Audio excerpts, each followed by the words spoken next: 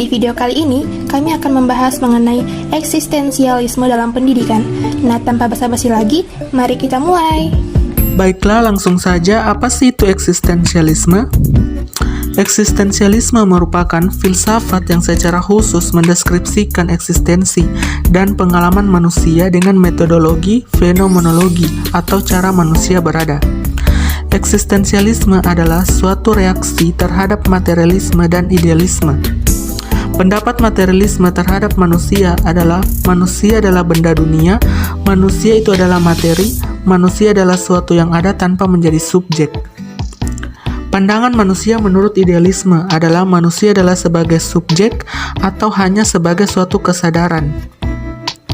Eksistensialisme berkeyakinan bahwa peparan manusia hanya berpangkalkan eksistensi, sehingga aliran eksistensialisme penuh dengan lukisan-lukisan yang konkret.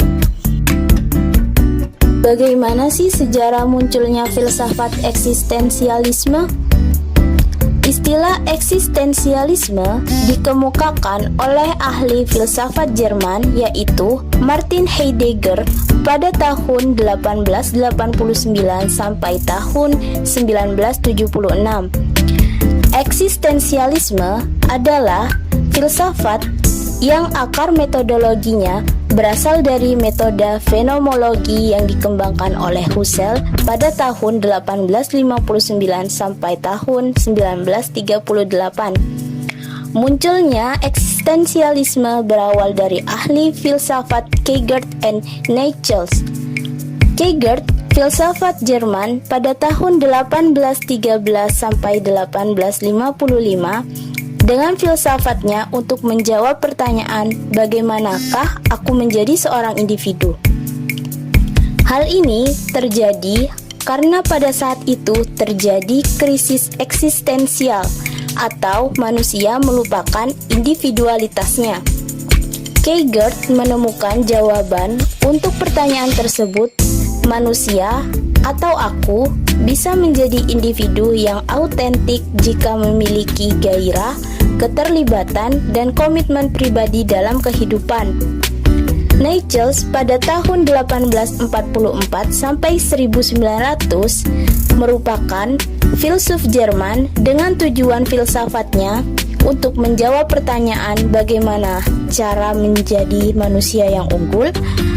Jawabannya, manusia bisa menjadi unggul jika mempunyai keberanian untuk merealisasikan diri secara jujur dan berani.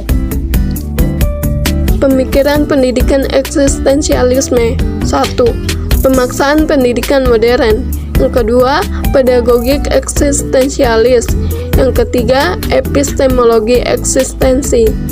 Yang keempat, kurikulum eksistensi adalah yang diutamakan kurikulum liberal, yaitu merupakan landasan bagi kebebasan manusia. Kebebasan memiliki aturan-aturan. Oleh karena itu, di sekolah harus diajarkan pendidikan sosial untuk mengajar respek rasa hormat terhadap kebebasan untuk semua. Dan yang kelima, proses pembelajaran eksistensialis. Proses belajar mengajar pengetahuan tidak ditumpahkan melainkan ditawarkan untuk menjadi hubungan antara guru dengan siswa sebagai suatu dialog. Bagaimanakah pandangan eksistensialis terhadap pendidikan? Sikun Pribadi, 1971. Eksistensialisme sangat berhubungan dengan pendidikan, karena pusat pembicaraan eksistensialisme adalah keberadaan manusia, sedangkan pendidikan hanya dilakukan oleh manusia. Bagaimanakah tujuan pendidikan menurut pandangan eksistensialisme? Yaitu, tujuan pendidikan adalah untuk mendorong setiap individu agar mampu mengembangkan semua potensinya untuk pemenuhan diri.